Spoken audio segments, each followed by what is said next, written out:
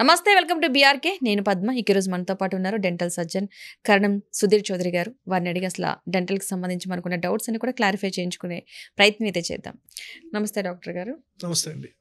చాలామంది పిల్లల్లో కావచ్చు అండ్ టీనేజ్ పిల్లల్లో కావచ్చు పళ్ళు వంకరగా రావడం, అంటే వాళ్ళు పాల పళ్ళు ఊడిపోయిన తర్వాత వచ్చిన పళ్ళని కూడా వంకరగా రావడం. సో వీటికి పరిష్కారం ఏంటి అసలు? అంటే ఇంత ముందు రోజుల్లో ఎక్కువ ఎత్తుపళ్ళున్నా వంకర పళ్ళున్నా వాటికి సొల్యూషన్ ఉండక దాన్ని ఏమీ చేయలేక వదిలేసేవాళ్ళం. అవును. అయితే ఒక 1990 నుంచి ఎక్కువ చేస్తున్నాం బ్రేసెస్. ఆల్మోస్ట్ 35 years నుంచి ఎక్కువ ఉన్నాయి బ్రేసెస్. ఇప్పుడు ఎలా అయిపోయిందంటే చిన్న చిన్న కరెక్షన్స్ కూడా పేషెంట్స్ వచ్చేస్తున్నారు. చిన్నవి పెద్దవి కాదు. అంటే పేరెంట్సే తీసుకొచ్చేస్తున్నారు. మా అబ్బాయికి మధ్య 2 పళ్ళ మధ్య చిన్న సందు ఉందండి, లేదా ఒక పన్ను కొద్దిగా తిరిగి ఉందండి, లేదా కింద పళ్ళు కొద్దిగా జిగ్జాగ్ ఉన్నాయండి, అవి కనిపించవు. వాళ్ళు లిప్ తీస్తేనే కింద పళ్ళు జిగ్జాగ్ కనిపిస్తాయి. కానీ వాళ్ళు పేరెంట్స్ ఆలోచించేది కరెక్టే. ఇప్పుడు పన్ను మధ్య సందు ఉంది అంటే పర్వాలేదు, కొంత టైం తర్వాత వాళ్ళు మాట్లాడేటప్పుడు ఎదుటి వాళ్ళ పైన ఆ సందు ద్వారా ఉమ్ము వెళ్ళి పడుతుంది. అదొకటి. సెకండ్, కింద పళ్ళు జిగ్జాగ్ ఉండి బయట వాళ్ళకి తెలియకపోయినా చిగుళ్ళ దగ్గర ఆహారం పెరుక్కొని ఆ త్వరగా పాడే పళ్ళు త్వరగా పోతాయి. ఒకటి. తర్వాత నోరు స్మెల్ కూడా వస్తుంది జిగ్జాగ్ ఉన్న టీత్. మెయింటెనెన్స్ కష్టం. మన రోడ్డు స్ట్రైట్ గా ఉన్నప్పుడు డ్రైవింగ్ ఈజీ, ఆ రోడ్ జిగ్జాగ్ ఉందనుకోండి కష్టం. సేమ్ ఇది కూడా.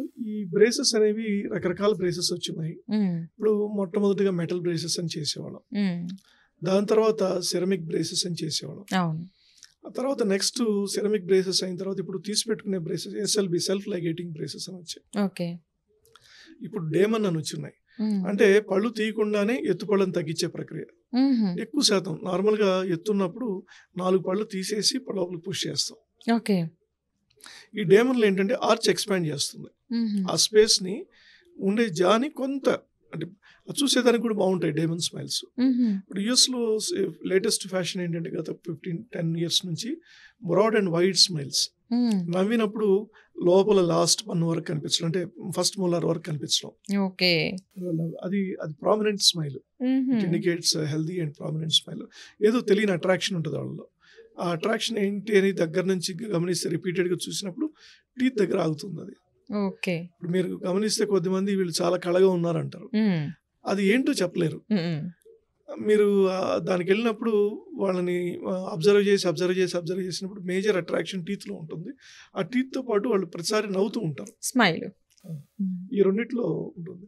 అయితే పేరెంట్స్ ఆ పిల్లల్లో చూస్తారు, ఎత్తుపళ్ళు వంకర పళ్ళు ఉన్నప్పుడు లిప్ బిగిబట్టి నవ్వడం, తర్వాత మాట్లాడుకున్నప్పుడు చెయ్యి వెళ్ళిపోద్ది వాళ్ళకి, కొంత హెసిటేషను. తర్వాత వాళ్ళకి తెలియకుండా వాళ్ళ పైన, అంటే స్కూల్లో బుల్లింగ్ స్టేజ్లో అదేదో నిక్ నేమ్స్ పెట్టారను వాళ్ళు పేరెంట్స్ వీళ్ళు డైరెక్ట్గా చెప్పకపోయినా కొంత టైం తర్వాత వాళ్ళకి చెప్తారు. మాకు పేరెంట్స్ చెప్పే రీజన్స్. అయితే వాటన్నిటికంటే కూడా హెల్త్ పరంగా కూడా ఆ టీత్ అన్ని చక్కగా ఉంటే లైఫ్ ఎక్కువ ఉంటుంది. సో వీటి వల్ల ఎక్కువ బ్రేసెస్. ఇప్పుడు ఆల్మోస్ట్ ప్రతి ఒక్కరు చిన్న కరెక్షన్ పిల్లలకు బ్రేసెస్ చేస్తున్నారు. మీరు US లో అయితే 10 kids లో 9 kids బ్రేసెస్ ఉంటాయి. ఆ ఒక్కరు కూడా ఇన్సిస్ట్ చేస్తారు, మాకంటే మీకు ఈవెన్ మైనర్ మనం అసలు ఈ కరెక్షన్ మేమే వద్దని చెప్తాం. అయినా ఇప్పుడు మా దగ్గరకు వచ్చే కొన్ని కేసెస్ మేమే వద్దని చెప్తాం, చాలా మైనర్ అండి, మీ ఇష్టం, మీరు చేసుకుంటే మీరు పర్టికులర్ ఫీల్ అవుతుంటే చేస్తామని. అంటే అంత అవేర్నెస్ పెరిగింది. మా ఇంతకు ముందు రోజుల్లో బాగా జిగ్జాగ్ ఉన్నా బాగా ఎత్తున్నా వాళ్ళు చేసుకునేవాళ్ళు కాదు. వాళ్ళకి ఇప్పుడు ఏంటంటే స్మైల్ డిజైనింగ్ అని చేస్తున్నాం. అంటే ఇప్పుడు 35, 40, 50, 70 ఏళ్ళకు కూడా బ్రేసెస్ వచ్చున్నాయి. కాకపోతే వాళ్ళకి టైం కొంత కావాలి. ట్రీట్మెంట్ ప్రాసెస్ ఎంత తీసి పెట్టుకునే బ్రేసెస్ ఉన్నా 1 year 18 months treatment. So smile designing అనేది 1 week లోనే కరెక్ట్ అయిపోద్ది మొత్తం. అది క్యాప్స్ ద్వారా కరెక్ట్ చేస్తాం. అది మిడిల్ ఏజ్ ఓల్డ్ పీపుల్కి అది చేస్తాం.